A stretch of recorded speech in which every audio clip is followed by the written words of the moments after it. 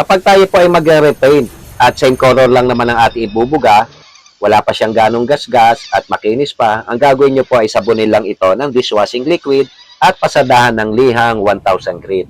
Ngunit kung merong mga gasgas na katulad po niyan, may tama, lihain po natin ito ng 400 grit.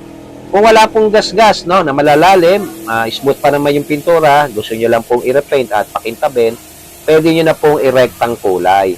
Pero dahil nga po ito ay may tama, may mga malalalim na gasgas, mas mabuti po na bugan ito ng plastic primer or two-component system na primer kagaya ng urethane at epoxy primer. Dito po ay gumamit ako ng Gilder Epoxy Primer Gray.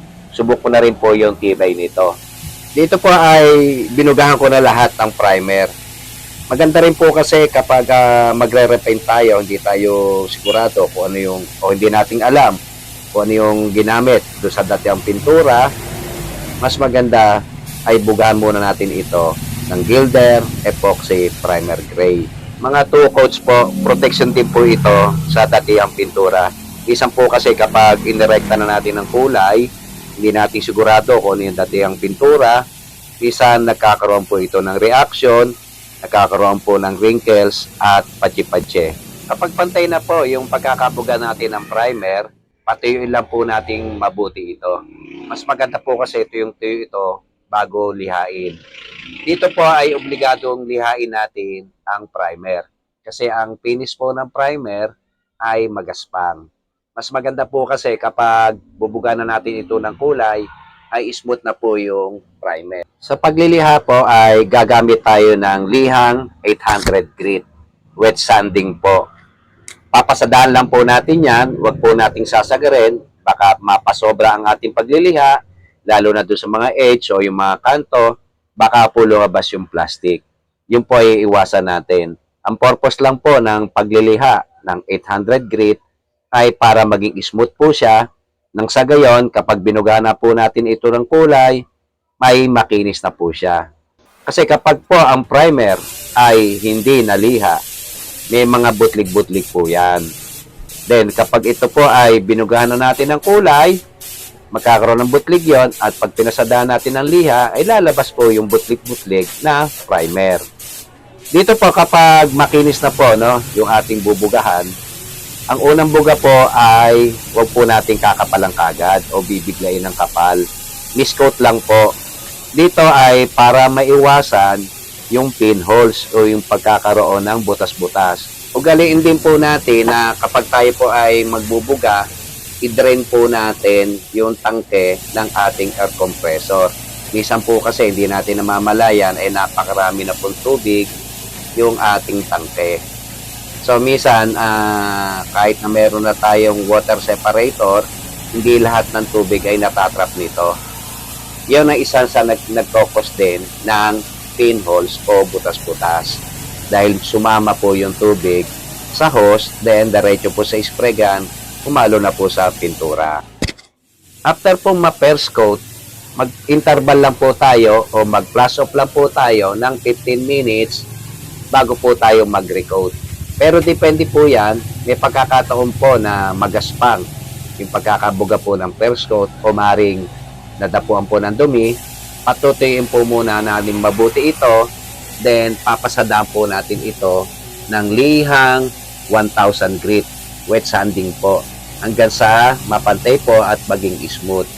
Then bubuga na po natin ito ng second coat. Ganon din po yung proseso sa ating third coat. Pag may gaspang din, lilihain din po. Basta every time na may gaspang, patuyuin lang po natin mabuti, saka po natin lihain ito na 1,000 grit wet sanding. Kailangan po, tuyo-tuyo po no, bago natin ito lihain. Pero kung makinis naman po ang pagkakabuga at wala naman dapat lihain, every 15 minutes po na flash off, pwede na po tayong mag-recoat.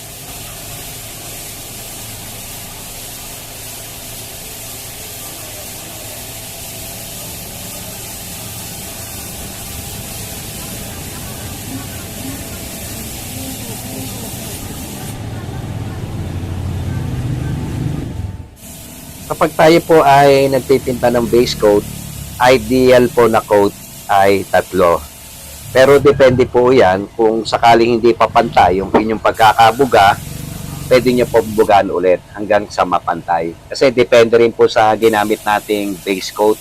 Meron kasing base coat na makatawan at meron naman pong hindi makatawan. Yan naman po ay makikita nyo o mapapansin nyo kapag hindi pantay ang pagkakabuga. So pag hindi pa pantay, bugaan na lang po natin ulit ng kulay hanggang sa mapantay ito. Basta every 15 minutes po na flash off.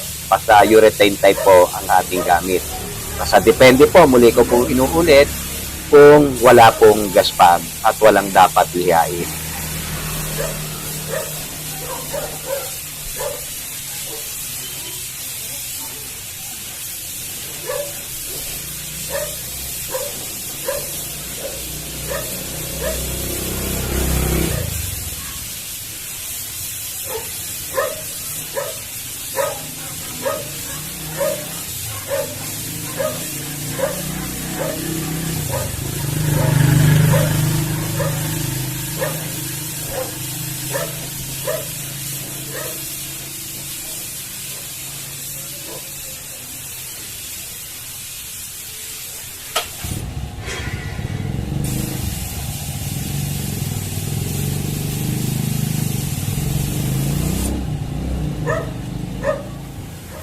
After pong may final coat ang base coat, ito po ay bubugahan ng urethane top coat clear after 15 minutes plus off.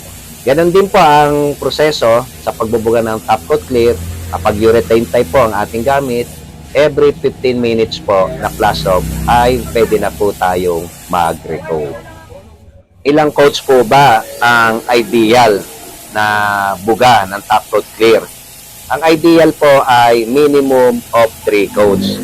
Pwede rin po yung gawing 4 coats o 5 coats. Depende po yan, no?